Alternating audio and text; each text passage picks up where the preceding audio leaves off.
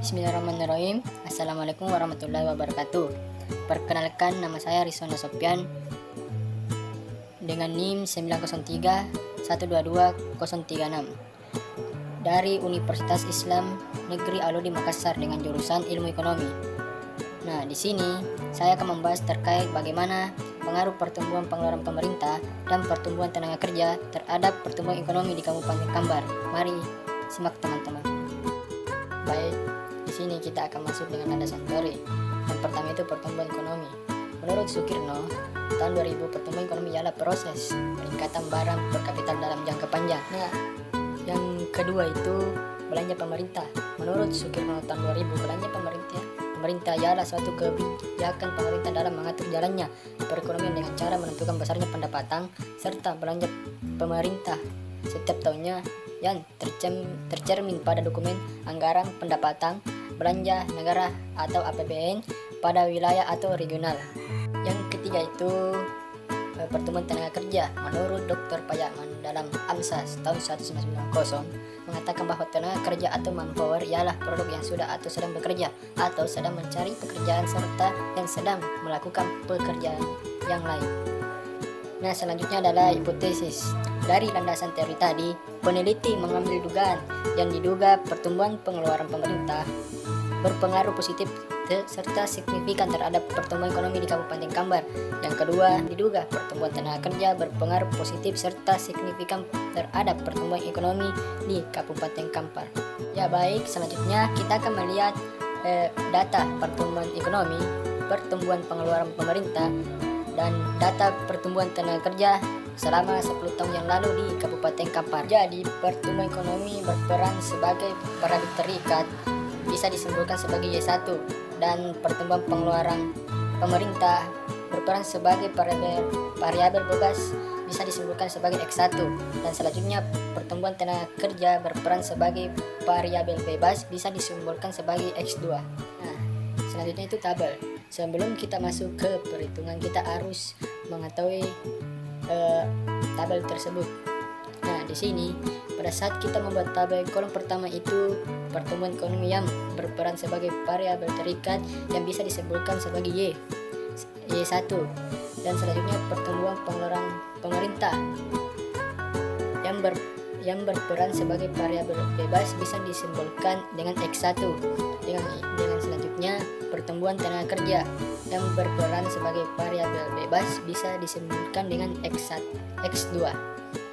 Selanjutnya kita akan masuk dengan metode perhitungannya. Teman-teman bisa lihat total dari perhitungan itu sendiri.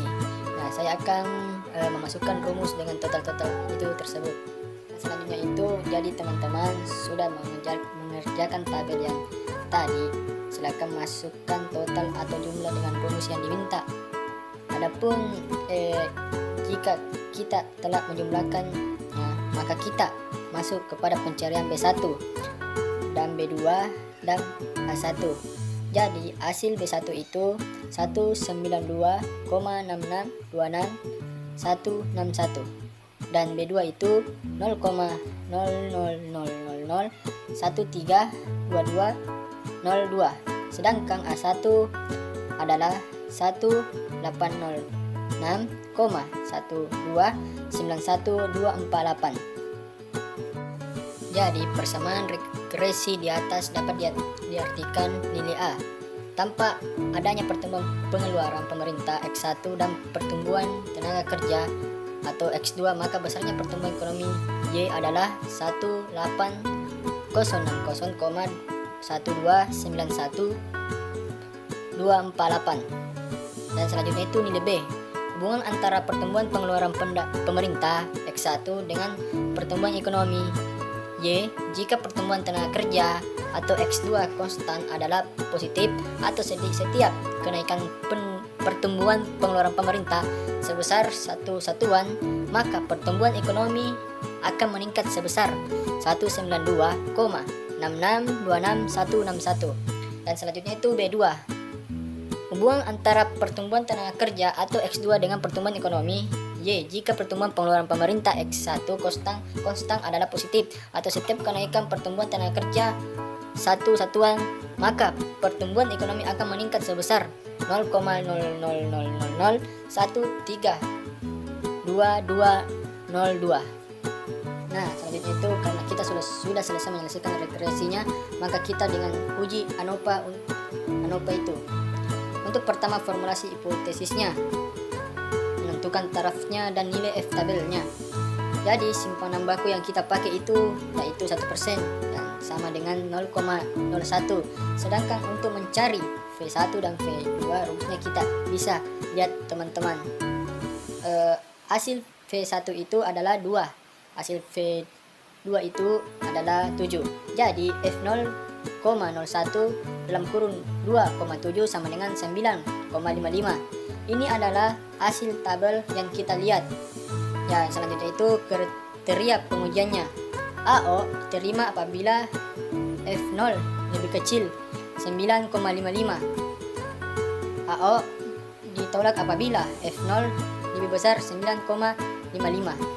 Nah, selanjutnya kita masuk kepada langkah terakhir untuk membuat tabel ANOVA. Jadi, di dalam tabel ini terdapat 5 kolom yang akan kita buat. Yang pertama itu sumber variasi, yaitu regresi X1 dengan X2. Dan tabel kedua itu yaitu jumlah kuadrat, dan tabel ketiga yaitu derajat bebas hasil penjumlahan dari F1 dengan F2. Dan selanjutnya itu rata-rata kuadrat, yaitu pembagian jumlah kuadrat dan jumlah derajat bebas, dan yang terakhir itu F0. Jadi, ketika kita membagi atau mencari rata-rata kuadratnya, kita akan membagi dengan tabel pertama dan tabel kedua, yaitu F0-nya. F0-nya itu merupakan 25,06139274. Nah, selanjutnya itu kesimpulan, karena F0 merupakan sama dengan minus 25,06139274 dan merupakan lebih kecil dari F0,012,7 sama dengan 9,55, maka AO diterima. Jadi ada pengaruh X1 dan X2 terhadap Y, atau ada pengaruh pertumbuhan pengeluaran pemerintah dan pertumbuhan tenaga kerja terhadap pertumbuhan ekonomi. Nah, itulah tadi penjelasan tentang ujian ANOVA dan regresi linier terhadap pengaruh pertumbuhan pengeluaran pemerintah dan tenaga kerja terhadap pertumbuhan ekonomi di Kabupaten Kambar. Semoga teman-teman dapat memahami apa yang saya jelaskan tadi. Saya akhiri, wabillahi taufiq wal hidayah. Wassalamualaikum warahmatullahi wabarakatuh.